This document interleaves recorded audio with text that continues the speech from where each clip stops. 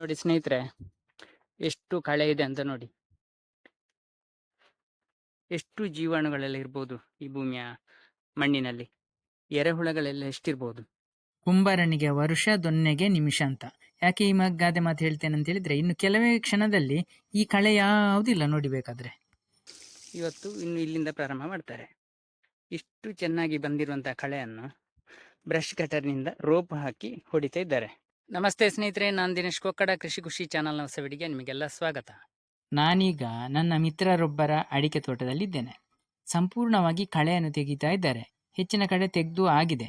ಆದರೆ ನಮಗೆ ಇಲ್ಲಿ ಏನಾದರೂ ಇದರಿಂದ ಕಲಿಯುವಂಥ ಮಾಹಿತಿ ಇದೆಯಾ, ಇದರಿಂದ ಏನಾದರೂ ಹೆಚ್ಚಿನ ವಿಷಯವನ್ನು ತಿಳ್ಕೊಳ್ಬಹುದಾ ಅಂತ ನಾನು ನಿಮಗೂ ವಿಡಿಯೋವನ್ನು ತೋರಿಸ್ತಾ ಇದ್ದೇನೆ. ಬನ್ನಿ, ಪೂರ್ತಿ ವಿಡಿಯೋ ನೋಡಿ. ಭೂಮಿಗೆಲ್ಲ ಪೆಟ್ಟಾಗಿದೆ ನೋಡಿ, ಇಲ್ಲಿ ಗಮನಿಸಬಹುದು ನೀವು. ನೋಡಿ, ಭೂಮಿ ಕಾಣ್ತಾ ಇದೆ. ಈ ಕೆಲಸವನ್ನು ನಾವು ಪದೇ ಪದೇ ಮಾಡ್ತಾ ಇದ್ರೆ ನಮ್ಮ ಭೂಮಿ ಅಂತೂ ಖಂಡಿತ ಬರಡಾಗಿರ್ತದೆ. ನಾವು ಏನೇ ಗೊಬ್ಬರ ಕೊಡ್ಲಿ, ಏನೇ ಮಾಡಿದ್ರು ಕೂಡ ಭೂಮಿಯಲ್ಲಿ ಪೋಷಕಾಂಶಗಳ ಅಂಶವೇ ಇರುವುದಿಲ್ಲ. ನೈಸರ್ಗಿಕವಾಗಿ ಎಲ್ಲವೂ ನಾಶ ಆಗಿರ್ತದೆ ಸ್ನೇಹಿತರೆ.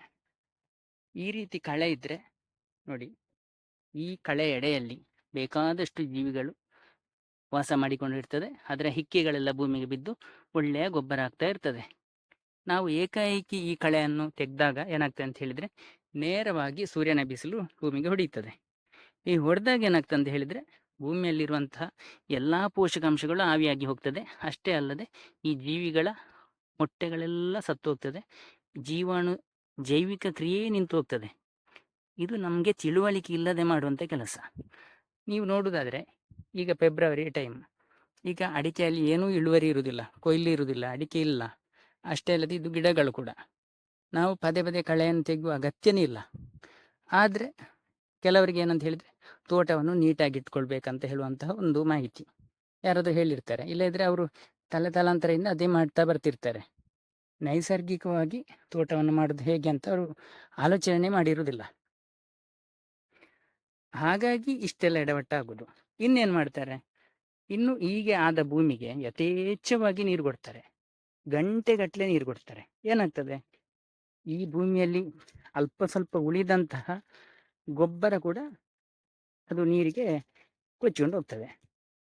ಸ್ನೇಹಿತರೆ, ಇದು ಎಷ್ಟೇ ತಿಳುವಳಿಕೆ ಇದ್ದ ಕೃಷಿಕರು ಮಾಡುವಂಥ ಎಡವಟ್ಟು.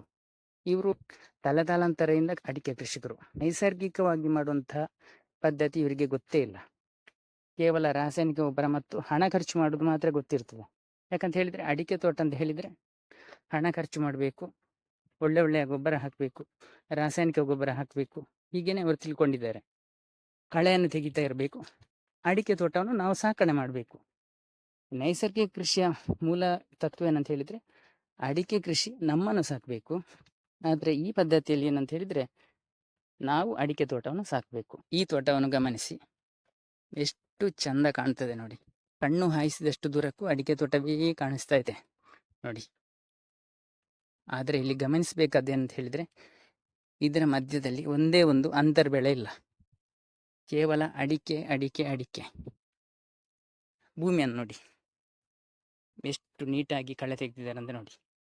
ಇದನ್ನು ನಾವು ಹತ್ತಿರದಿಂದ ನೋಡಿದಾಗ ನೋಡಿ, ಭೂಮಿ ಕಲ್ಲಿನಂತೆ ಆಗಿದೆ. ಯಾವುದೇ ರೀತಿಯ ಇಲ್ಲಿ ಹಾವಸೆ ಬಂದಿದೆ ನೋಡಿ. ಇದರ ಅರ್ಥ ಏನಂತ ಹೇಳಿದರೆ, ಇದರಲ್ಲಿ ಏನೂ ಗೊಬ್ಬರದ ಅಂಶ ಇಲ್ಲ ಅಂತ ಈ ಮಣ್ಣಿನಲ್ಲಿ. ಅಷ್ಟೇ ಅಲ್ಲದೆ ಎರೆಹುಳಗಳ ಒಂದೇ ಒಂದು ಹುಕ್ಕೆ ಈ ತೋಟದಲ್ಲಿ ಕಾಣಲಿಕ್ಕೆ ಸಿಗುವುದಿಲ್ಲ ಸ್ನೇಹಿತರೆ. ಯಾಕೆ ಹೀಗಾಯ್ತು ಅಂತ ಹೇಳಿದರೆ, ಕಳೆಯನ್ನು ಪದೇ ಪದೇ ತೆಗೆದಿದ್ದರ ಪರಿಣಾಮ. ನೋಡಿ ಎಷ್ಟು ನೀಟಾಗಿದೆ ಅಂತ ತೋಟ. ಕಳೆಯನ್ನೆಲ್ಲ ಸೋಗೆಯನ್ನೆಲ್ಲ ಕೊಚ್ಚಿ ಬುಡಕ್ಕೆ ಹಾಕಿದ್ದಾರೆ ನೋಡಿ. ಅವು ಅದನ್ನು ಬುಡಕ್ಕೆ ಹಾಕ್ತೇವೆ ಅಂತ ಹೇಳಿದರೆ ಅದು ಗೊಬ್ಬರ ಆಗ್ತದೆ ಅಂತ. ಆದರೆ ಏನಾಗ್ತದೆ, ಜೀವಿಗಳಿದ್ದರೆ ತಾನೇ ಇದನ್ನು ತಿನ್ನಲಿಕ್ಕೆ. ನಾವು ಇಲ್ಲಿಗೆ ಸೋಗೆಯನ್ನು ಬುಡಕ್ಕೆ ಕಡಿದು ಹಾಕಿದ್ರು ಆ ಸೋಗೆಯನ್ನು ತಿನ್ನಬೇಕಾದ್ದು ಯಾವುದು? ಜೀವಿಗಳು. ಗೆದ್ದಲಾಗಿರಲಿ, ಎರೆಹುಳ ಆಗಿರಲಿ, ಇನ್ನಿತರ ಜೀವಿಗಳೆಲ್ಲ ಅದನ್ನು ತಿಂದು ಮುಗಿಸಿ ಗೊಬ್ಬರ ಮಾಡಬೇಕು. ಇಲ್ಲಿ ಅದೇ ಇಲ್ಲದ ಮೇಲೆ ನಾವು ಹಾಕಿ ಏನು ಪ್ರಯೋಜನ ಇದೆ? ಹಾಕುವ ಕೆಲಸನೂ ಎಷ್ಟು, ಪೋಷಕಾಂಶಗಳ ಉತ್ಪಾದನೆಯೂ ನಡೆಯುವುದಿಲ್ಲ ನೋಡಿ. ಒಣಗಿದ ಅಡಕೆ ಗಿಡಗಳಿದೆ ನೋಡಿ, ಗೊಬ್ಬರ ಆಗಲಿಲ್ಲ. ಯಾಕೆ ಆಗಲಿಲ್ಲ ಅಂತ ಹೇಳಿದರೆ, ಜೀವಿಗಳಿಲ್ಲ ನೋಡಿ. ಸತ್ತಂತಹ ಅಡಿಕೆ ಮರಗಳೆಲ್ಲ ಹಾಗೇನೇ ಇದೆ. ನಮ್ಮ ಯಾವುದೇ ಒಂದು ತ್ಯಾಜ್ಯ ವಸ್ತುಗಳು ಗೊಬ್ಬರ ಆಗಬೇಕಾದ್ರೆ ಅಲ್ಲಿ ಗೆದ್ದಲು ಬೇಕು, ಎರೆಹುಳಗಳು ಬೇಕೇ ಬೇಕು, ಬೇರೆ ಕೋಟಿ ಕೋಟಿ ಜೀವಿಗಳು ಬೇಕು. ಈ ಜೀವಿಗಳು ಬೇಕಾದರೆ ಭೂಮಿಯಲ್ಲಿ ಕಳೆ ಬೇಕು. ಕಳೆಯನ್ನು ನಾವು ಒಂದು ಹಂತದವರೆಗೆ ಬೆಳೆಸಿದರೆ ಸಾಕು. ವಿಪರೀತ ಕಳೆ ಇರಬೇಕಂತ ಏನಿಲ್ಲ.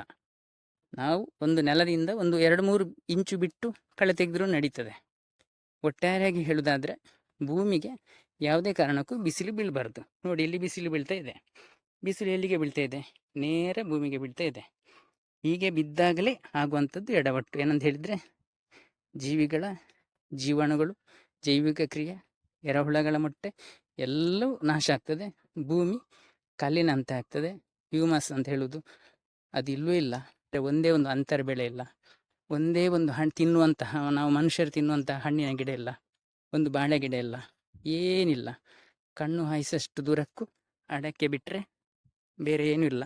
ಇದು ಸ್ನೇಹಿತರೆ, ನಾವು ತೋಟ ಅಂತ ಹೇಳಿದ್ರು ಇದನ್ನು ಒಂದು ತೋಟ ಅಂತ ಹೇಳಲಿಕ್ಕೆ ಆಗುವುದಿಲ್ಲ. ಯಾಕಂತ ಹೇಳಿದರೆ ಈ ತೋಟದಲ್ಲಿ ಅಡಕೆಯನ್ನು ಬಿಟ್ಟು ಬೇರೇನೂ ಇಲ್ಲದ ಕಾರಣ ನೈಸರ್ಗಿಕ ವಿಧಾನದಲ್ಲಿ ಇದನ್ನು ತೋಟ ಅಂತ ಹೇಳಲಿಕ್ಕೆ ನನಗಂತೂ ಆಗುವುದಿಲ್ಲ. ನೋಡಿ ಸ್ನೇಹಿತರೆ, ಅವರ ಕತೆ ಹಾಗೆ ಆದರೆ ನಮ್ಮ ತೋಟದ ಕತೆ ನೋಡಿ. ನಮಗೆ ಕೆಲಸ ಏನಂತ ಹೇಳಿದರೆ ಗಿಡ ನೆಡುವುದು. ಕೈಗೆ ಯಾವುದು ಸಿಕ್ತೋ ಅದನ್ನು ನೆಡುವುದು. ನೋಡಿ, ಇದು ಇವತ್ತು ನಾನು ಈ ಒಂದೆಲಗ ಅಂತ ಹೇಳಿದರೆ ತಿಮರೆ ಗಿಡ ಇದೆ ಕೈಯಲ್ಲಿ. ನೋಡಿ, ಇದನ್ನು ನಾನು ನೆಡ್ತಾ ಇದ್ದೇನೆ. ನಮಗೆ ಕೆಲಸ ನೆಡುವಂಥದ್ದು ಮಾತ್ರ. ಸಾಯುವ ಬಗ್ಗೆ ನಾವು ನೋಡಲಿಕ್ಕಿಲ್ಲ, ಸಾಯುವ ಗಿಡದ ಬಗ್ಗೆ ನಾವು ಆಲೋಚನೆ ಮಾಡಲಿಕ್ಕಿಲ್ಲ. ನೆಡುವುದು ನೆಡುವುದು ನೆಡುವುದು. ಈ ಸಹಜ ಕೃಷಿ ಪದ್ಧತಿಯ ಮೂಲ ಆಶಯವೇ ಅಷ್ಟೇ. ನಮಗೆ ಕೆಲಸ ಏನಂತ ಹೇಳಿದರೆ ಕೃಷಿಕರಿಗೆ ಕೇವಲ ಗಿಡವನ್ನು ನೆಡುವುದು, ಅದನ್ನು ಕೂಡ ಅತೀ ಸರಳವಾಗಿ ನೆಡುವುದು. ಹೇಗೆ ಅಂತ ನೋಡುವ ಬನ್ನಿ. ನನಗೆ ಈಗ ಈ ಒಂದೆಲಗ ಅಂತ ಹೇಳಿದರೆ ತಿಮರೆ ಅಂತ ಹೇಳ್ತಾರೆ. ಇದರಿಂದ ಎಷ್ಟೆಲ್ಲ ಉಪಯೋಗ ಇದೆ ಅಂತ ಹೇಳಿದರೆ, ಇದರಿಂದ ನಮಗೆ ಇದನ್ನು ತರಕಾರಿಯಾಗಿ ಉಪಯೋಗಿಸಲಿಕ್ಕೆ ಆಗ್ತದೆ, ಚಟ್ನಿಯಾಗಿ ಎಲ್ಲ ಈ ಬೇರೆ ಬೇರೆ ರೀತಿಯಲ್ಲಿ ಇದನ್ನು ಉಪಯೋಗಿಸಲಿಕ್ಕೆ ಆಗ್ತದೆ. ಅಷ್ಟೇ ಅಲ್ಲದೆ ಇದರಲ್ಲಿ ಅತ್ಯಂತ ಔಷಧೀಯ ಗುಣ ಇದೆ, ಮತ್ತು ನೆನಪಿನ ಶಕ್ತಿಗೆ ಅತ್ಯಂತ ಒಳ್ಳೆಯದು ಅಂತ ಹೇಳ್ತಾರೆ. ಏನೇ ಇರಲಿ, ಇದನ್ನು ನಾನು ನೆಡುವ ಉದ್ದೇಶ ಏನಂತ ಹೇಳಿದರೆ, ಇಲ್ಲಿ ಭೂಮಿಯಲ್ಲಿರುವ ಜೀವಿಗಳಿಗೆ ಇದರ ಎಲೆಗಳು ಹಣ್ಣಾಗಿ ಬಿದ್ದಾಗ ಅದು ಕೂಡ ಒಂದು ಅತ್ಯುತ್ತಮ ಆಹಾರ ಆಗಿರ್ತದೆ. ನಮ್ಮ ಭೂಮಿಗೆ ಒಂದು ಒಳ್ಳೆಯ ಗೊಬ್ಬರವನ್ನು ಅದು ಒದಗಿಸಿ ಕೊಡ್ತದೆ. ಈ ಉದ್ದೇಶಕ್ಕಾಗಿ ನಾನು ನೆಡ್ತಾ ಇದ್ದೇನೆ. ಹೆಚ್ಚುವರಿ ಬಂದರೆ ನಾವು ಸಹ ಇದನ್ನು ತರಕಾರಿಯಾಗಿ ಉಪಯೋಗಿಸ್ಕೊಳ್ಬೋದು. ಬನ್ನಿ, ನಾನು ಹೇಗೆ ನೆಡ್ತೇನೆ ಅಂತ ಹೇಳಿದರೆ, ನೋಡಿ, ಈ ಜಾಗದಲ್ಲಿ ನನ್ನ ಸ್ವಲ್ಪ ಕಳೆ ಕಮ್ಮಿ ಇದೆ. ನೋಡಿ, ಯಾಕೆ ಕಮ್ಮಿ ಬಂತು ಅಂತ ಹೇಳಿದರೆ, ಇಲ್ಲಿ ಪಪ್ಪಾಯ ಗಿಡ ಇದೆ ನೋಡಿ, ಹಾಗಾಗಿ ಭೂಮಿಯಲ್ಲಿ ಕಳೆ ಬಂದಿಲ್ಲ. ಬಟರ್ ಫ್ರೂಟ್ ಗಿಡ ಇದೆ ನೋಡಿ, ಎಲ್ಲ ನೆರಳನ್ನು ಒದಗಿಸಿಕೊಡ್ತದೆ. ನಾವು ಕಳೆಯನ್ನು ಕಮ್ಮಿ ಮಾಡೋದು ಹೇಗೆ ಅಂತ ಹೇಳಿದರೆ, ಹೀಗೆ ನೋಡಿ, ಯಾವುದಾದ್ರೂ ಗಿಡ ನೆಟ್ಟರೆ ಅದರ ಸುತ್ತಮುತ್ತ ಕಳೆ ಬರುವುದಿಲ್ಲ, ನಮಗೆ ಯಥೇಚ್ಛವಾಗಿ ಕಳೆ ಬರುವುದಿಲ್ಲ. ಹಾಗೆಯೇ ಅದು ಕೂಡ ಒಂದು ಕಳೆಯನ್ನು ನಿಯಂತ್ರಣ ಮಾಡುವ ಒಂದು ವಿಧಾನ. ನೋಡಿ ಸ್ನೇಹಿತರೆ, ಇಲ್ಲಿ ನಾನು ಇದನ್ನು ನೆಡ್ತೇನೆ. ನಾವು ಯಾವುದೇ ಗಿಡವನ್ನು ನೆಡುವಾಗ ಭೂಮಿಗೆ ಅತೀ ಕಡಿಮೆ ಹಾನಿಯನ್ನು ಮಾಡಬೇಕು ಸ್ನೇಹಿತರೆ. ನಾವು ಗುದ್ದಲಿಯಿಂದ ಬೇಕಾಬಿಟ್ಟಿಯಾಗಿ ಕೆಲಸ ಮಾಡಿದರೆ ಬೇರುಗಳೆಲ್ಲ ತುಂಡಾಗುವ ಸಾಧ್ಯತೆ ಇರ್ತದೆ. ಅದಕ್ಕೆ ನಾನು ನೋಡಿ, ಇಂತಹ ಕಬ್ಬಿಣದ ಸಣ್ಣ ಸರಳನ್ನು ಒಂದು ಚೂಪು ಮಾಡಿ ಕೇವಲ ಒಂದು ಸಣ್ಣ ಗುಂಡಿಯನ್ನು ಮಾಡಿ ನೆಡ್ತೇನೆ. ನೋಡಿ,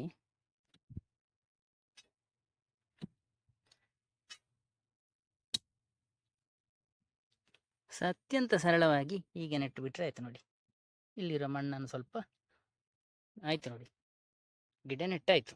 ಇದಕ್ಕೇನು ನಾವು ಗಂಟೆಗಟ್ಟಲೆ ಕೆಲಸ ಮಾಡುವ ಅಗತ್ಯ ಇಲ್ಲ. ನೋಡಿ, ಇನ್ನೊಂದು ಗಿಡ ನೆಡ್ತೇನೆ. ಇಲ್ಲಿ ಸಣ್ಣ ಗುಂಡಿ ಇದೆ, ಇದರಲ್ಲಿ ಹೀಗೆ ಇಟ್ಟು ಬಿಡೋದು. ಇಲ್ಲಿರುವ ಮಣ್ಣನ್ನು ಸ್ವಲ್ಪ ಹೀಗೆ ಹಾಕಿಬಿಡೋದು. ಇದು ಕಾಡು ಗಿಡದ ಕಾರಣ ಅತ್ಯಂತ ರೋಗ ನಿರೋಧಕ ಶಕ್ತಿ ಗಿಡಗಳಿಗಿರ್ತದೆ. ನಾವು ಹೇಗೆ ನೆಟ್ಟರೂ ಅದು ಬದುಕಿಕೊಳ್ತದೆ. ನೋಡಿ ಸ್ನೇಹಿತರೆ, 10-15 ಗಿಡವನ್ನು ನಾನಿಲ್ಲಿ ನೆಟ್ಟು ಬಿಟ್ಟೆ. ಆಯಿತು, ಇವತ್ತಿನ ಗಿಡ ನೆಡುವ ಕಾರ್ಯ ಮುಗೀತು ನಂದು.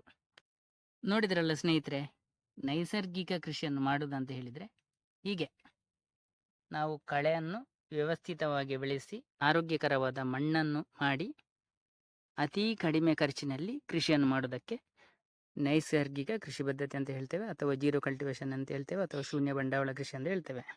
ಸ್ನೇಹಿತರೆ, ಈ ಕೃಷಿ ಮಾಹಿತಿ ನಿಮಗೆಲ್ಲ ಇಷ್ಟವಾಗಿದ್ದರೆ, ಸಬ್ಸ್ಕ್ರೈಬ್ ಮಾಡದೆ ನೋಡ್ತಿದ್ರೆ ದಯವಿಟ್ಟು ಸಬ್ಸ್ಕ್ರೈಬ್ ಮಾಡಿ. ಹಾಗೆಯೇ ಒಂದು ಲೈಕ್ ಕೊಡಿ, ಬೇರೆಯವರಿಗೂ ಶೇರ್ ಮಾಡಿ.